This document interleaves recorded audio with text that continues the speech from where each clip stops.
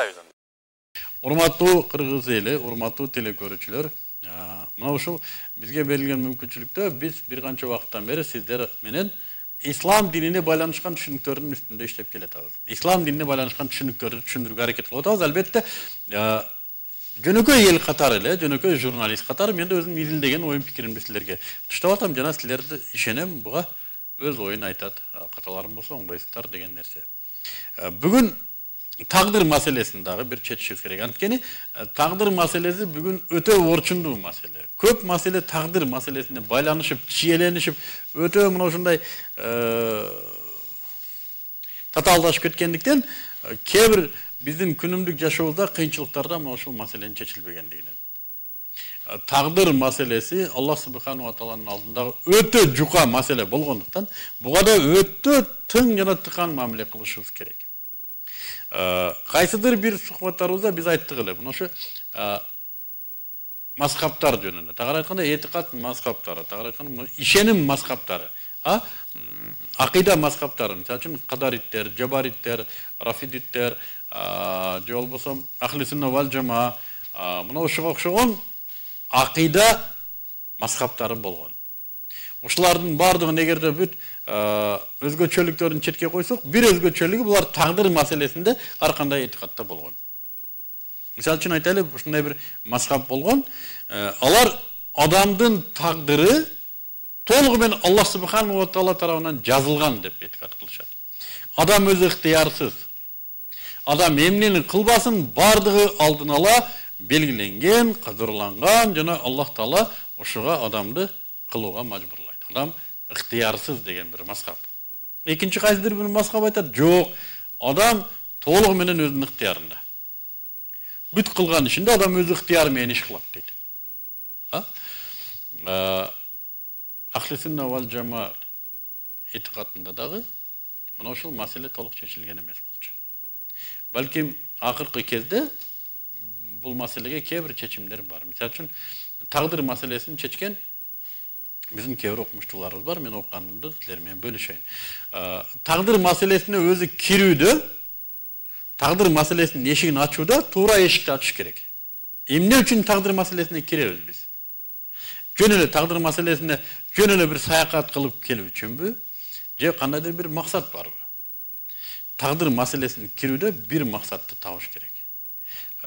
Ислам окумуштуулары сунуш кылат. Тагдыр маселесине кирүүдө сиздин максатыңыз акыретте мен кайсыдыр бир кылган ишим үчүн сыйлык аламбы, же жазага дуушар боламбы? Ушуну билүү үчүн тагдыр маселесине кириш керек. Тагдыр маселесине, тагдыр эшигин ачуудан максат мен ар бир кылып аткан, же болсо кайсыдыр бир амалым үчүн акыретте сыйлык аламбы, же жаза аламбы деп мына ошого жооп табуу үчүн тагдыр эшиги ачылат. Болбосо ал эшиктин ачуунун кажети жок. Ислам окумуштуулары Ахли сунна вал жамааттын алдыңкы пешвалары, алдыңкы ой жүгүрткөндөрү мына ушундай деп түшүндүрөт. Демек, биз тагдыр маселесине кирүүдөн максатыбыз кайсыдыр бир амалыбызга акыретте сооп алабызбы, Аллахтын ыраазылыгын алабызбы, же наразылыгын алып каарына калабызбы? Ушуну билиш үчүн киришибиз керек экен. Демек, ушул максатта тагдыр эшигин ачайлы.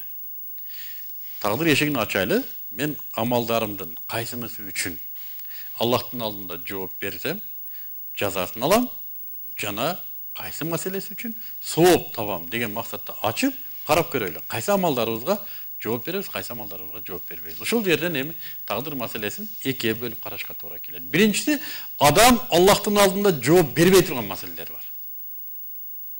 Аллахтын алдында жооп бербей турган маселелер бар. Экинчи бөлүгү Аллахтын алдында жооп бере турган маселелер бар. Аллахтын алдында жооп бербей турган амалдар, ал адамдын өзүнүн көз каранды болбогон амалдар. Айтайлы, мисалы үчүн табии кырсыктар, жер титирөө, ташкындар, селдер, жана андан жолсом аламдын иштөөсү, планеталардын айлануусу, кандайдыр бир адамдын кийлигишүүсүз эле өзү болуучу процесстер. Ага адам жооп бербейт. Мисалы үчүн жер титирөө болду, жана ал жер титирөөгө адам жооп бербейт. Ал Аллах субхану ва тааланын кадарлаган, тагдырлаган нерсеси. Буга адам жооп бербейт. Эми дагы бир чөйрө бар, ошондой экинчи чөйрө адам жооп бере турган. Адам ал нерседе жооп берет. Мисал үчүн айтайлы,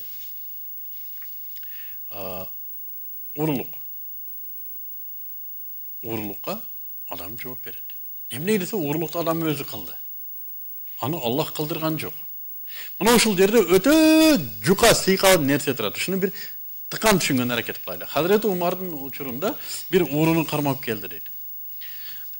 Хазирети Умар, Аллах разы болсун, халиф сурап атат, сен эмнеге урлук кылдың? Уру айтат, мен пешиниме жазганы ушул экен. Пешиниме жазганы ушул экен. То есть Аллахтын тагдыры ушундай экен. Бир караганда туура деши мүмкүн, бирок Хазирети Умар айтып атат. Урлук кылганы үчүн колун кескиле. Жана мынонча таяк ургула жонуна. Уру сурап атат. Колумду кескениңи түшүнөм. Урлугум үчүн Куранда ушундай өкүм. Бирок эмнеге мени таяктатасың? Анткени сен Аллага жалган доомат кылдың. Аллах сени урлук кыл деп пешиниңе жазган эмес. Балки Аллах Таала сени урлуктан кайтарган. Сага буйрган урлук кылба, урлук арам деп. Сен өз ыктыярың менен урлук кылдың. Ушундан улам. Бүгүн арак ичип аткандар. Пешинебизге жазганы ушул экен дейт. Пешинесине жазганы ал эмес. Пешинесине жазган такыр башка нерсе. Эгерде мен түшүнөм, ал түп-түз жолдо кетип атса, машинесин айдап, жашылга токтоп, кызылга токтоп, жашылга өтүп, туура технологияда жашап аткан болсо, туура технология менен, жол эрежеси менен айдап кетип аткан болсо, машинесин башка жактан бирөө келтирип машинесин урса, мына пешинеге жазган нерсе. Ал адамдан эч нерсе көз каранды эмес эле. Ал туура кетип аткан. Башка жактан бир машина келип урду. Мунугу пешинеге жазылган маселе. Мунугу сыноо маселе. Буга сабыр кылуу жазылып атат. Буга сабыр кыл, бул Аллахтын сыноосу. Эгер адам 5 убакыт намаз окуп, адал оокат менен, эч кандай мына ушу динди бузбастан, толук дин менен жашап, бирок бир күн бир оору келген болсо ага, буну биз айтабыз, пешинеге жазылган оору экен. Аллах Таала сага ошо ооруну бериптир. Жана аны үчүн сага ажыр сыйлыктар бар, сабыр кылсаң. Бул пешинеге жазганы. Адам туура технология менен иш кылат, бирок башка жыйынтык берилет. Бул Аллахтын берген сыноосу. Эгер адам өзү ар нерсени жей берсе, ар нерсени чеге берсе, ар нерсени иче берсе, ооруп туруп ушу пешинеме жазган экен десе, жок. Аны ал өз ыктыяры менен ал ооруну тапты. Ошондой эле ууру башка адал жол менен тамак табуу ыктыяры турса дагы, арам жол менен тапканга өз ыктыяры менен барды. Ошон үчүн муну биз пешинеге жазылган дебейбиз. Кыздарды да мен көп сурайм, студент кыздарымды, кызым качан турмушка чыгасың десем, Кудай буйрган күнү чыгабыз дейт. Кудай буйрган. Кыз балагатка жеткенде турмушка чыгыш керек. Бала балагатка жеткенде үйлөнүшү керек. Бул буйрулган. Эми адам эмнеге жооп берет? Ошо буйрулган буйрукту өз ыктыяры менен аткарбай аткандыгына. Эми Аллах Таала өзү секин парашют менен келип, кызым эми түш, эми сен пендем турмушка чык деп буйрук бербейт.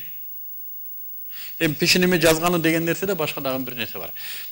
Аллах Тааланын билүүчүлүк сыпаты бар. Ал Аллах дегени, Аллах анткени ал келечекти билет. Өтмүштү да билет, келечекти да билет. Келечекте ар бир пенде эмне иш кылат аны билет. Жана ал келечекте пендесинин кандай иш кыларын билгендиги, аны мажбурлагандыгы деген эмес.